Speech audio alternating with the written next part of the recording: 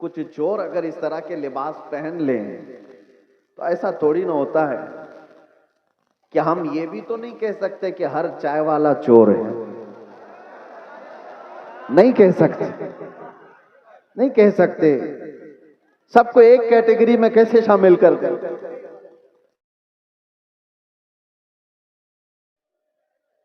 انتظار کرتے کرتے آخر میرا نمبر آ ہی گیا، اور آپ تمامی حضرات کو دیکھ کر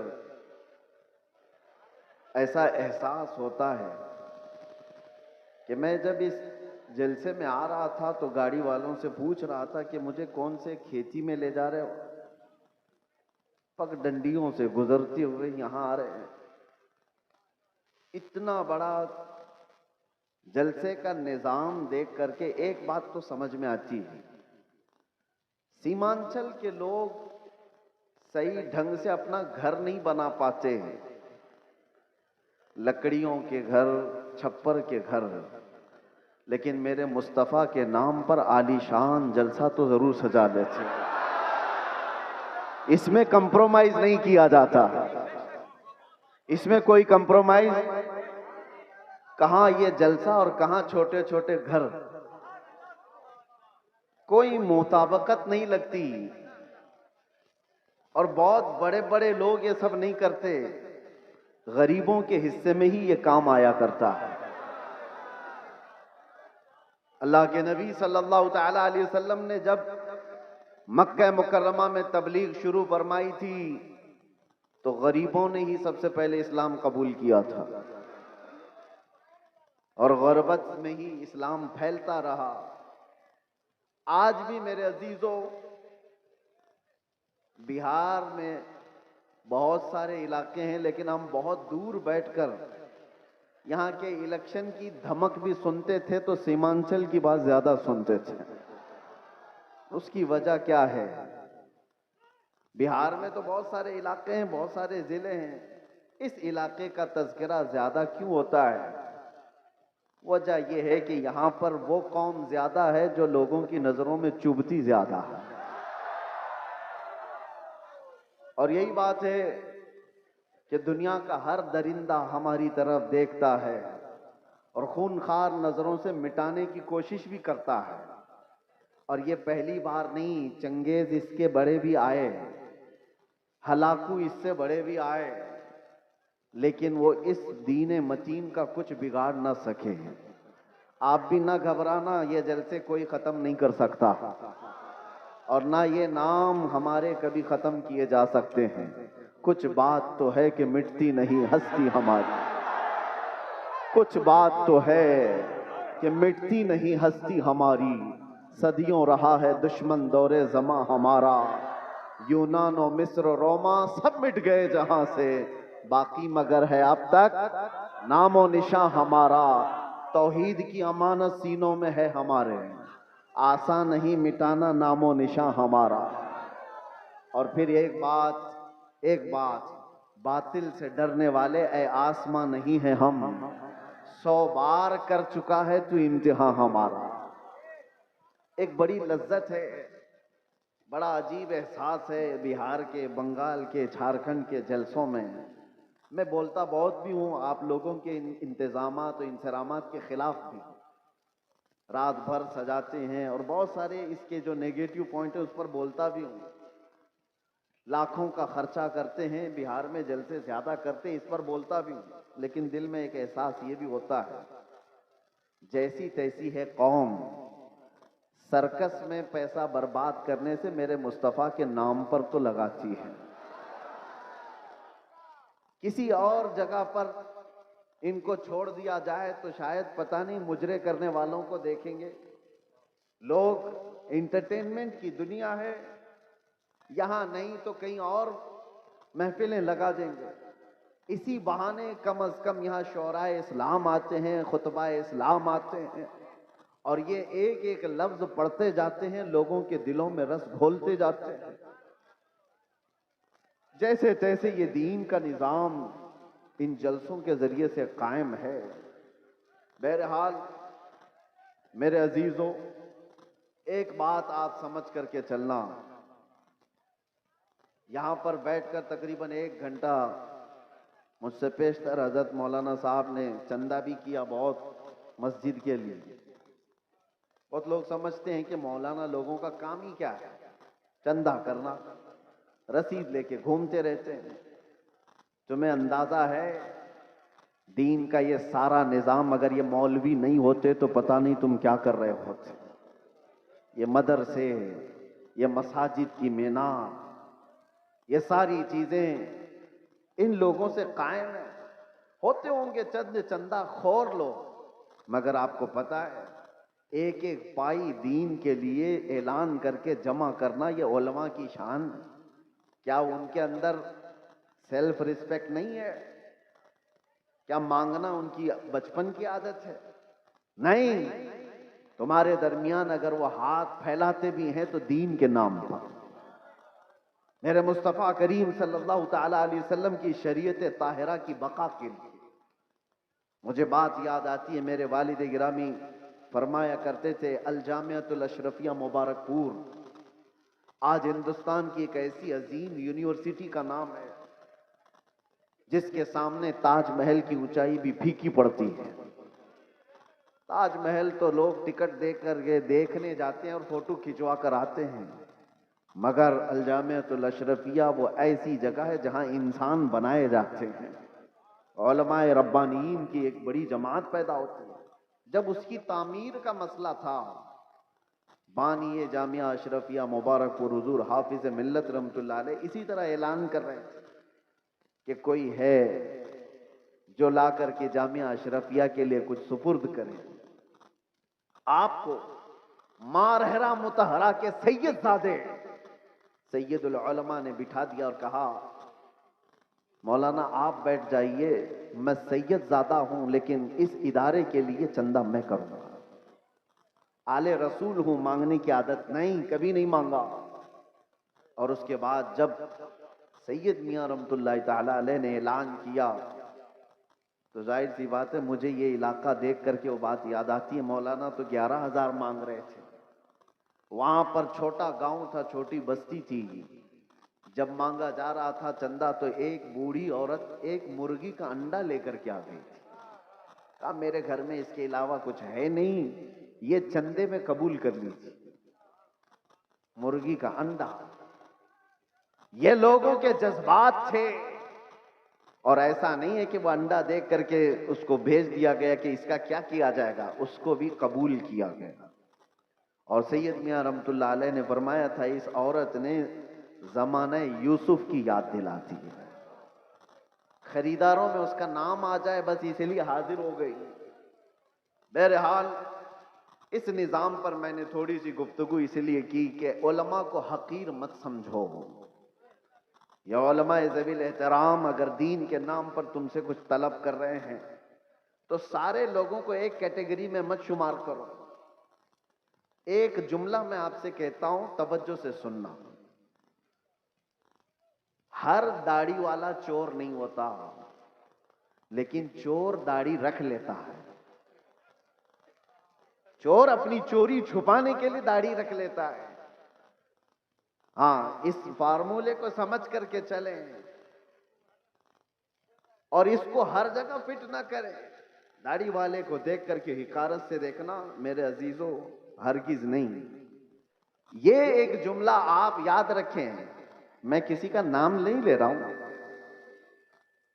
اور دوسری بات، علماء ذوی الاحترام کے لیے خاص طور پر میں نے آیت کریمہ کی تلاوت کی ہے خطبے کے بعد، يَنْصُرْكُمُ اللَّهُ فَلَا غَالِبَ لَكُمْ، اگر اللہ تمہاری مدد کرے تو کوئی طاقت تم پر غالب نہیں آ سکتی، کوئی تم پر غلبہ نہیں حاصل کر سکتا۔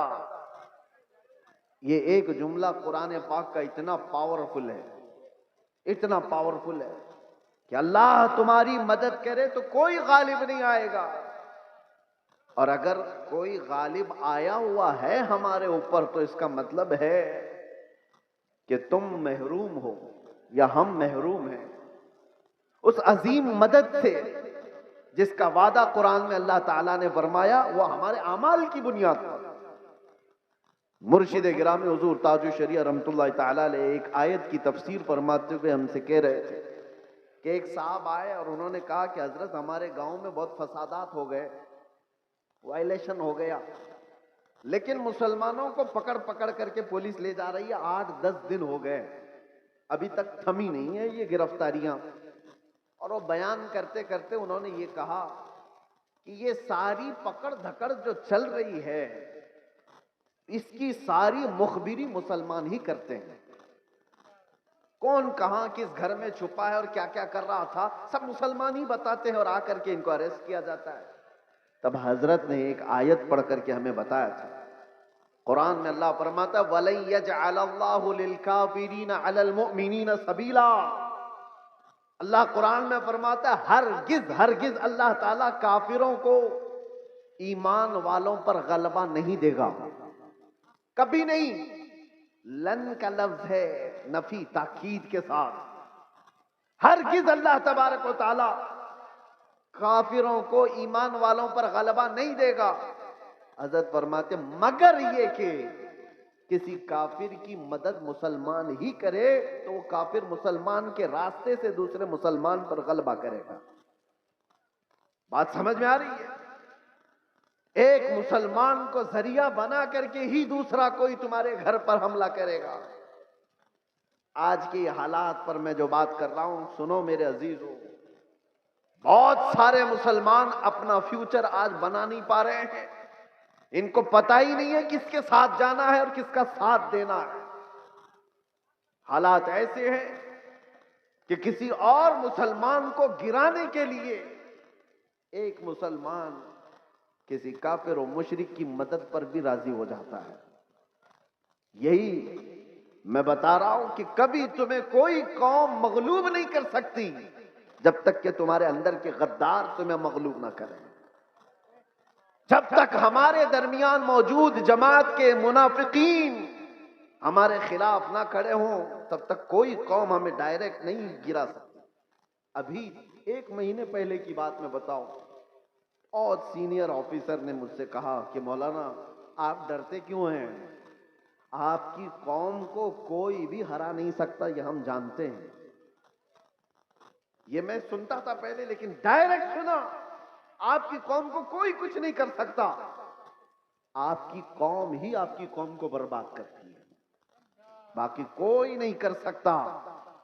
آج بھی دوسروں کو اس بات کا یقین ہے کہ ہمیں کوئی بھی غلبہ حاصل کر کے گرا نہیں پاتا جب تک کہ ہمارا اندر کا منافق اس کا ساتھ نہیں دیتا۔ یہ غداروں کی جماعت، یہ منافقین کی جماعت، میں جانتا ہوں سیفی صاحب یہاں موجود ہیں، میں آپ سے کہہ رہا ہوں کہ اس وقت کیفیت کیا ہوتی ہوگی۔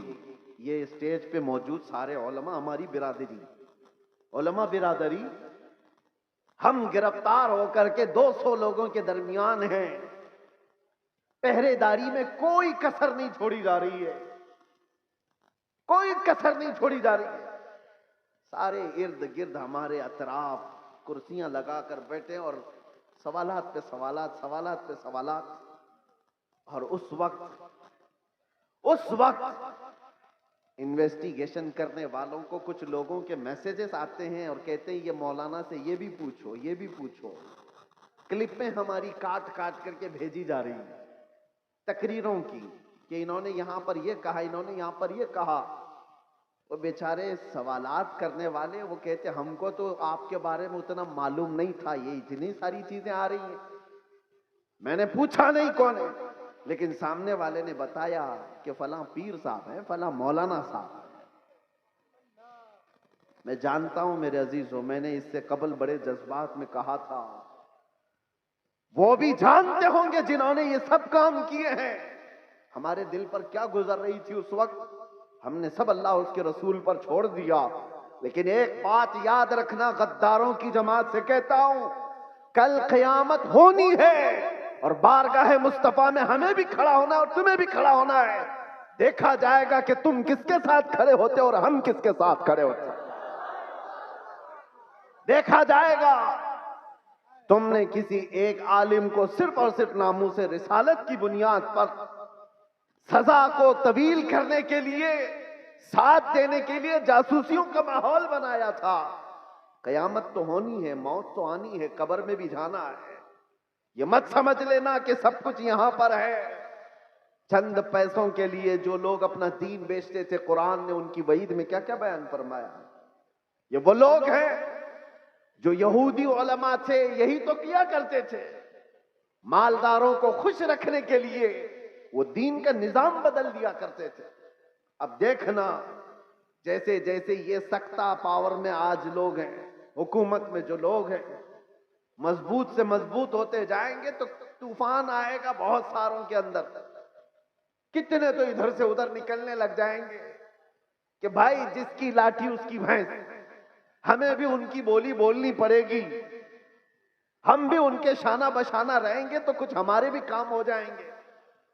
دیکھنا اور چند دنوں کے بعد وہ چاہے علماء دکھنے والی جماعت میں سے لوگ ہوں یا نیتا بننے والے لوگ ہوں، یہ سب وہ چاٹو گیری کرنے والے لوگ ان طوفانوں میں اب کس کے ساتھ جانے لگیں گے اور قوم کی دلالی کرنے لگیں گے۔ دیکھنا آپ چند دنوں کے بعد۔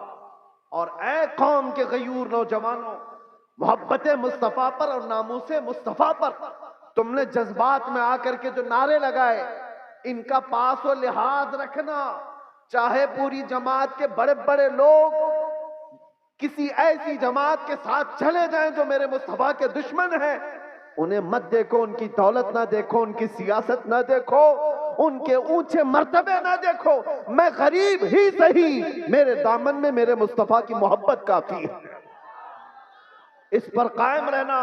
تمہارے گھر چھپر کے ہیں، تمہارے علاقے باڑ سے ڈوب جاتے ہیں، بہت سارے معاملات ہیں، اس پر راضی رہنا، لیکن ایمان کا سودا کبھی نہ کرنا، ناموس مصطفیٰ کا سودا کبھی ہونے نہیں دینا۔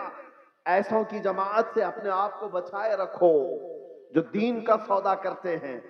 میرے عزیزوں، ایک بات میں کہہ رہا تھا، مولانا ابھی جو چندہ کر رہے تھے ایک مسجد ہی کے لیے، لوگ مذاق اڑاتے ہیں ہمارا، سنیوں کے جلسے دیکھو چندے کر رہے ہوتے ہیں۔ ہر بھائی کریں گے ہی نا، ہمارے پاس سعودی ریال تھوڑی نہ آتے، ہم تو غریبوں سے ہی بنا رہے ہیں جو کچھ بھی بنا رہے ہیں۔ ہمارے پاس کون سی حکومت ہے؟ نہ سعودی ہے، نہ قطر ہے، نہ کویت ہے، کچھ نہیں ہے۔ ہو سکتا ہے تمہارے پاس ڈالر بھی آتے ہوں، ریال بھی آتے ہوں، پاؤنڈ بھی آتے ہوں، تمہارے آقاؤں سے سب آتا ہوگا۔ یہ غریبوں کی بستی میں جو آتا ہے ان کی محنت مزدوری کی کمائی سے ہی آتا، اور اسی لیے ریالوں پر پلنے والوں سے ڈر قوم کو، دنیا کو نہیں ہے، ان غریبوں کی بستیوں سے لوگوں کو ڈر ہے کہ انقلاب پیسے کے لالچیوں سے نہیں آتا، یہ ایمان پر زندہ رہنے والی غریب قوم سے انقلاب آتا ہے۔ غربا سے دنیا ڈرتی ہے۔ آپ کو پتا ہے قیصر اور کسریٰ کی طاقت کا اندازہ لگا سکتے ہو؟ قیصر کہتے تھے روم کے بادشاہ کو، کسریٰ کہتے تھے ایران کے بادشاہ کو۔ یہ اس زمانے کی بات کر رہا ہوں جب تقریباً پوری دنیا میں دو بڑے سپر پاور حکومتیں تھیں۔ Super power, Persian empire, Roman empire. Roman empire قیصر، پرشین ایمپائر کسریٰ۔ یہ میرے مصطفیٰ کریم صلی اللہ تعالیٰ علیہ وسلم کے زمانے کی بات کر رہا ہوں۔ اور جب حضور پاک کے زمانے سے تھوڑا سا زمانہ آ گیا، صدیق اکبر کا، فاروق اعظم کا، مدینے سے یہ صحابہ کی جماعتیں نکلی تھیں اور یہ بات کر رہے تھے قیصر اور کسریٰ سے مقابلے کی۔ کچھ چور اگر اس طرح کے لباس پہن لیں تو ایسا تھوڑی نہ ہوتا ہے کہ ہم یہ بھی تو نہیں کہہ سکتے کہ ہر چائے والا چور ہے، نہیں کہہ سکتے، نہیں کہہ سکتے۔ سب کو ایک کیٹیگری میں کیسے شامل کر دیں؟ یہ ایک